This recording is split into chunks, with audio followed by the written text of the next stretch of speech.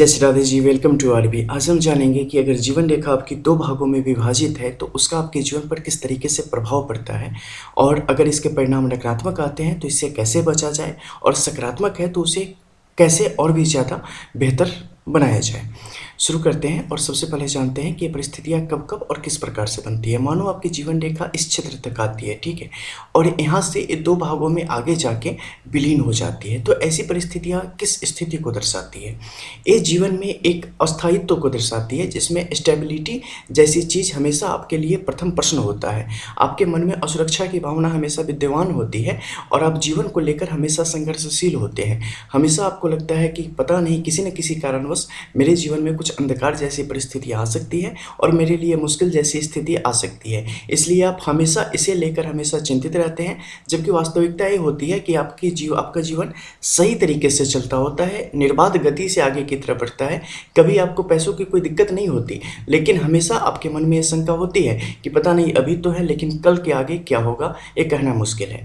एक विशेष परिस्थिति है जिस व्यक्ति के जीवन में जीवन रेखा छोटी हो। अब इसे थोड़ा और बड़ा करेंगे और सामान्य रूप से जैसी आती है उसके बारे में जानेंगे।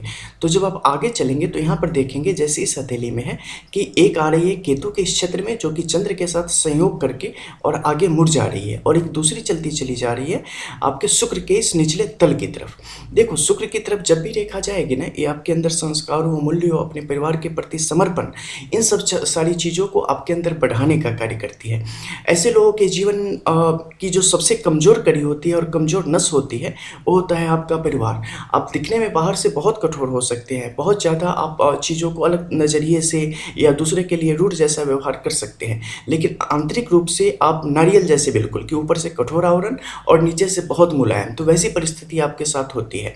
आप उन्हें लेकर बहुत ही ज़्यादा सिक्योरिटी बरतने की कोशिश करते हैं और जीवन में हमेशा प्रगति के लिए भरपूर मेहनत करने से कभी भी आप पीछे नहीं हटते। पिता के प्रति आपका जो प्रेम होता है वो बहुत ही ज़्यादा होता है और उन्हें हर प्रकार की खुशी देना आपके जीवन का सपना होता है। लेकिन ठीक इसके दूसरे तरफ जो केतु के इस क्षेत्र में आ गई है, ये आपकी मानसिक सोच को बदलने का कार्य करता है और जीवन को सही तरीके से देखने का एक ढंग आपके अंदर विकसित होता है। लेकिन ये कुछ कुछ समय में आपके अंदर एक पागलपन को भी जन्म देता है, जिस समय आप अपने जीवन में चल रही घटनाक्रमों की वजह से काफ़ी ज़्यादा चिंतित और दुखी हो जाते हैं और जीवन से एक शिकायत की स्थिति आपके साथ हमेशा बनी होती है कि मैं जितना कर रहा हूँ उसके मुकाबले ये मुझे दे नहीं रही है, ठीक है। स्टेबिलिटी की एक समस्या आपके अंदर भी पनपती होती है और जो विकास की गति है ना, वो हमेशा आपको लगता है कि बहुत मंद है, इससे बेहतर विकास होना चाहिए था, क्योंकि मैं उतना डिजर्व करता हूँ, मेरे अकॉर्डिंग उतनी चीज़ें होनी चाहिए थी। हालांकि ऐसे लोगों को लाइफ पार्टनर के साथ सहयोग की स्थिति बेहतर होती है। अगर यहाँ पर त्रिभुज वगैरह की स्थिति बन रही है तो आपके लिए परिस्थितियाँ और अच्छी होती है। इसके अलावा पूरी हथेली की रूपरेखा देखने के बाद और भी बेहतर नतीजे आप इसके विषय में जान सकते हैं। अब मान लो कि दोनों क्षेत्र केतु के इस क्षेत्र में आके समाप्त हो रही है, इसमें क्या होगा? ये एक नॉर्मल सिचुएशन को दर्शाती है जिसमें स्टेबिलिटी भी रहेगी, जीवन अच्छा खासा चलता रहेगा, जैसे मोस्टली 80% लोगों का होता है। इसमें ज़्यादा कुछ इश्यूज नहीं होते, या इससे ये मत समझना कि ऐसे व्यक्ति की मृत्यु घर से बाहर जाके होगी या जैसी चीज़ें होंगी, नहीं होगी। हाँ, कुछ समस्याएं दर्शाती है, जैसे कि स्वास्थ्य संबंधी कुछ समस्याएं आपके जीवन के उत्तरार्ध में आपकी तरफ बढ़ेंगी, लेकिन उसके लिए यहाँ पे आपको क्या करना है? ज़्यादा कुछ नहीं करना है, मंगल का जप करना आपके लिए यहाँ पर अच्छा रहेगा। शुक्र की तरफ जो ये रेखा जा रही है, इस परिस्थिति में शुक्र से संबंधित कार्य करना आपके लिए काफ़ी उचित रहेगा ताकि उसका आपको लाभ मिले।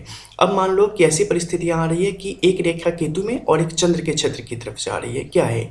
ऐसी परिस्थितियों में ये आपको मुश्किलों की तरफ ले भी जाएगी, लेकिन जल्द ही निराशा से उबार लेगी और बेहतर परिस्थितियों की तरफ ले जाएगी। कई दफ़े आप काफ़ी जल्दबाज हो जाते हैं, कई दफ़े मर्म को समझने की क्षमता आपके अंदर आ जाती है, कई प्रकार आप अपने जो विपरीत लिंग है उनके प्रति आपका स्वभाव काफ़ी बेहतर हो जाता है और लोगों की समझने की शक्ति आपके अंदर विकसित हो जाती है। हालांकि जल्दीबाजी में कई दफ़े आप कुछ गलत कार्य भी करते हैं और उससे अपना आर्थिक और सामाजिक नुकसान लेने की स्थिति में आप आ जाते हैं। लेकिन लाइफ की अगर बात करें तो आपके लिए दूर देश की यात्राएं वगैरह इसमें काफ़ी आसान हो जाती हैं और कुछ विशेष लाभ की स्थिति आपके लिए बन जाती है। लाइक लॉटरी से ले लो या कुछ अचानक धन लाभ की स्थिति ले लो, ये आपके लिए बनी होती है और स्त्री के साथ प्रेम की एक गुंजाइश बहुत ही बेहतर आपके जीवन में यहाँ पे बन जाती है। तो ऐसी परिस्थितियाँ यहाँ पे विकसित होती है।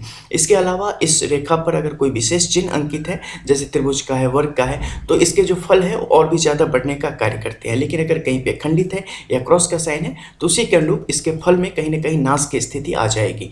मंगल की तरफ से आती रेखा अगर ज़्यादा काट रही हो तो हनुमान जी से संबंधित कर्म करना आपके लिए अच्छा होगा। मंगल वगैरह का व्रत अगर आप करेंगे तो उससे आपके लिए लाभ की स्थिति बनेगी। ठीक है, तो इन सब चीज़ों का ध्यान रखें और जो परिस्थितियाँ मैंने बताई है उसी के अनुसार इसका फल जाने। मिलते हैं फिर अगली वीडियो में, जिसमें हम जानेंगे कि अगर मस्तिष्क रेखा अलग अलग प्रकार से आपकी हथेली में दिख रही है तो उसके क्या प्रभाव आपके जीवन में पड़ेंगे। तब तक के लिए जय श्री राधे।